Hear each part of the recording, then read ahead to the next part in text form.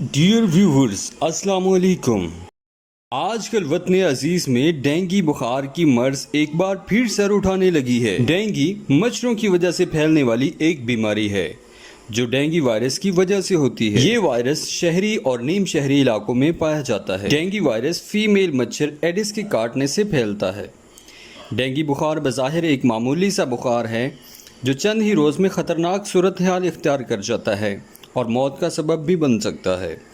Dengue کا نشانہ عام طور پر ایسے افراد بنتے ہیں جن کی قوت مدافعت کمزور ہوتی ہے۔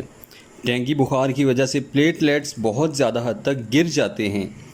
ڈینگی بخار میں سر درد، تیز بخار، جوڑوں میں درد، ڈائریا، غنودگی، خراشیں، آنکھوں میں درد، متلی اور الٹی آ سکتی ہے۔